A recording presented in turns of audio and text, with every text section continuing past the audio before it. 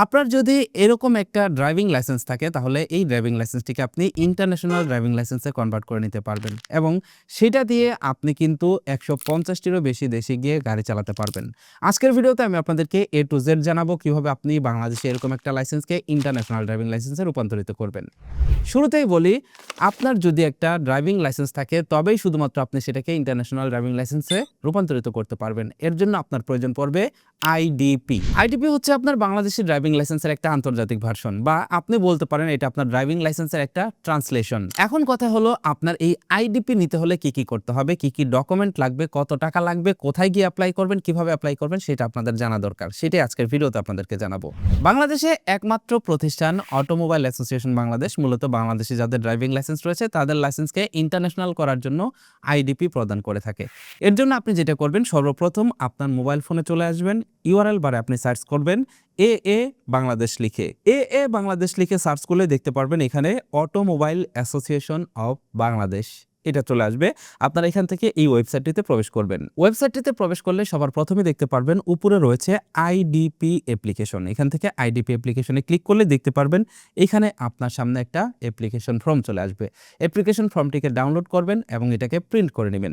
Print করার পর এইখানে দেখুন আবশ্যক কিছু জিনিস রয়েছে। তার ভিতরে দেখুন অন্যতম রয়েছে বাংলাদেশি বৈধ ড্রাইভিং লাইসেন্সের ফটোকপি। তার মানে এই ইন্টারন্যাশনাল ড্রাইভিং পারমিট যা পাওয়ার জন্য আপনার কি কি ডকুমেন্ট লাগবে সেটা এখানে এই যে আবশ্যকের নিচে লেখা রয়েছে ফর্মের ভিতরেই।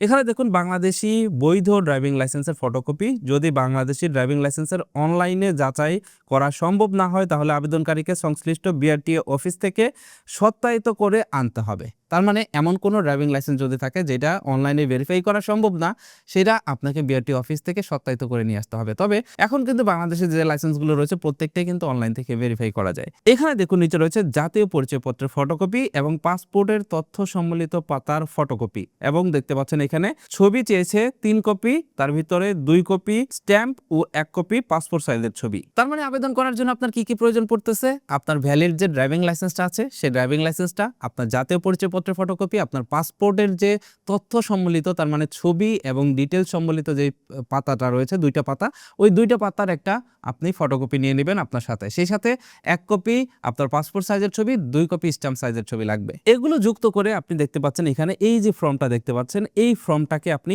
পূরণ করে নেবেন ইংরেজি ব্লক লেটারে। তার মানে বড় হাতের অক্ষরে আপনি এই অ্যাপ্লিকেশন ফর্মটাকে পূরণ করবেন। এখানে একটা বিষয় দেখার আছে, সেটা হলো এই যে দেখতে পাচ্ছেন আইডিপি ভেহিক্যাল ক্লাস। এখানে দেখতে পাচ্ছেন type of vehicle for which IDP is required. এখানে দেখুন ক্লাস দেওয়া আছে A B C D E. এখানে এ হচ্ছে আপনার মোটরসাইকেল, বি হচ্ছে মোটরসাইকেল প্লাস কার, সি হচ্ছে মোটরসাইকেল প্লাস কার প্লাস মিডিয়াম, ডি হচ্ছে মোটরসাইকেল প্লাস কার প্লাস, এভাবে যে হায়ার লেভেলের যে হাই ক্লাসের যে লাইসেন্স রয়েছে সেগুলোর জন্য। তো আপনার ড্রাইভিং লাইসেন্সে যদি শুধুমাত্র মোটরসাইকেল থাকে তাহলে এতে টিক দিবেন। আপনার ড্রাইভিং লাইসেন্সে যদি মোটরসাইকেল এবং লাইট 2টা থাকে তাহলে এখান থেকে বিতে টিক দিবেন। এখন আপনি জেনে গেছেন যে আপনার ইন্টারন্যাশনাল ড্রাইভিং পারমিটের জন্য কি কি ডকুমেন্ট লাগবে এবং ফর্মটাও পেয়ে গেছেন। আপনি ডকুমেন্টগুলো রেডি করলেন, ছবি রেডি করলেন, ফর্মটাও রেডি করে ফেললেন। এবার আপনাকে জানতে হবে যে কত টাকা লাগবে এবং কোথায় গিয়ে আপনাকে আবেদন করতে হবে। এখানে একটু মোবাইলের দিকে লক্ষ্য করে দেখুন, আইডিপি সার্ভিস মূলত 4টা ক্যাটাগরিতে দেওয়া হয়। একটা হচ্ছে রেগুলার, যেটা 20 কর্মদিবসের ভিতরে দেওয়া হবে। তার মানে আপনি অ্যাপ্লাই যেদিন করবেন তার থেকে 20 কর্মদিবসের ভিতরে আপনাকে আপনার ইন্টারন্যাশনাল ড্রাইভিং পারমিটটি দেওয়া হবে। আরেকটা হচ্ছে আর্জেন্ট, যেটা 10 কর্মদিবসের ভিতরে দেওয়া হবে। একটা হচ্ছে এক্সপ্রেস, যেটা 5 কর্মদিবসের ভিতরে দেওয়া হবে। এবং আরেকটা হচ্ছে সুপার ফাস্ট, যেটা 24 ঘন্টার ভিতরে দেওয়া হবে। তবে সুপার ফাস্ট সার্ভিসটা নিতে হলে সেম ডেতে আপনাকে 12টার আগে আবেদন করতে হবে। 12টার পরে যদি আবেদন করেন তাহলে আপনি কিন্তু সুপারফাস্ট সার্ভিসটা পাবেন না। এই বিষয়টা কিন্তু মাথায় রাখবেন। এবার আপনার যে ড্রাইভিং পারমিটের যে ক্যাটাগরি রয়েছে সেই ক্যাটাগরি অনুযায়ী ফিসটাকে 4 ভাগে ভাগ করা হবে। যদি আপনি রেগুলার নেন তাহলে 1 ফিস, যদি আর্জেন্ট নেন তাহলে আরেক ফিস, যদি এক্সপ্রেস নেন তাহলে আরেক ফিস, এবং আর্জেন্ট নিলে বা সুপার ফাস্ট নিলে আরেক ফিস। এখানে দেখুন ক্যাটাগরি দেওয়া আছে। এ হচ্ছে মোটরসাইকেল, বি হচ্ছে কার। এখানে দেখুন এ যদি আপনি রেগুলার, তার মানে মোটরসাইকেল যদি আপনি রেগুলারে নিতে চান তাহলে দেখতে পাচ্ছেন এখানে আপনাকে 20 কর্মদিবসের ভিতরে 3700 টাকার প্রয়োজন পড়বে। যদি আপনি 10 কর্মদিবসের ভিতরে নিতে চান তার মানে আর্জেন্ট, তাহলে ৬,৭০০ টাকা, আপনি যদি এক্সপ্রেসে নিতে চান ৯,৭০০ টাকা এবং আপনি যদি সুপারফাস্ট নিতে চান তাহলে ১২,৭০০ টাকা। একইভাবে দেখুন এখানে প্রত্যেকটার ক্যাটাগরি ওয়াইজ কিন্তু এখানে লেখা রয়েছে এ, বি, সি এরকম লেখা রয়েছে। তো এখানে আপনি আপনার ফিসটা দেখে আপনার ডকুমেন্টগুলো রেডি করে আপনাকে আবেদন করার জন্য চলে যেতে হবে। এই যে এখানে দেখুন অ্যাড্রেস লেখা আছে 3B outer circle road, Moghbazar, Dhaka ১২১৭। এই অ্যাড্রেসে আপনাকে চলে যেতে হবে। এই অ্যাড্রেসে গিয়ে আপনাকে আবেদন করতে হবে এবং আবেদন আপনি সাবমিট করতে পারবেন।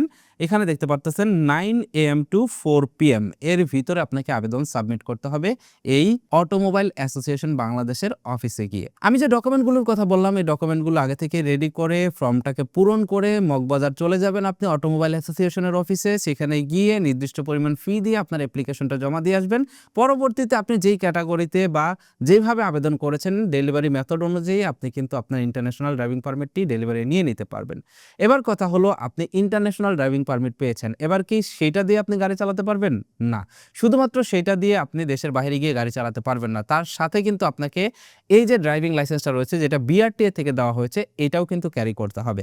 এইটার সাথে আপনি যদি আইডিপি রাখেন তাহলে আপনি দেশের বাইরে গিয়ে গাড়ি চালাতে পারবেন এবং সেই দেশের ট্রাফিক সার্জেন্ট আপনার নামে মামলা দিতে পারবে না। তো এটাই হলো বাংলাদেশের ড্রাইভিং লাইসেন্স দিয়ে দেশের বাইরে গিয়ে গাড়ি চালানোর প্রসেস। তবে এটা কিন্তু আপনার ইন্টারন্যাশনাল ড্রাইভিং লাইসেন্স হবে না, এটা হচ্ছে ইন্টারন্যাশনাল ড্রাইভিং পারমিট। তার মানে আপনি অনুমোদন পাচ্ছেন, সাময়িক অনুমোদন, যেটা দিয়ে আপনি দেশের বাইরে গিয়ে গাড়ি চালাতে পারবেন। এখন আপনাদের ভিতরে অনেকে হয়তোবা মনে করতে পারেন যে এইভাবে আমি লাইসেন্স করে নিয়ে দেশের বাইরে গিয়ে আপনি চাকরি করবেন বা কাজ করবেন, যারা ওয়ার্কিং ভিসায় যাবেন তারা দেশের বাইরে গিয়ে আপনি এটা দিয়ে গাড়ি চালাবেন।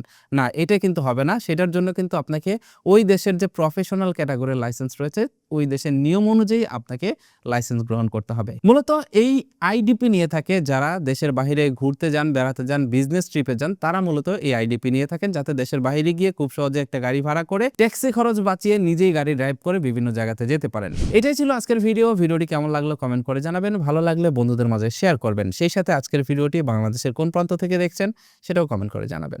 That's it for now, take care, bye by.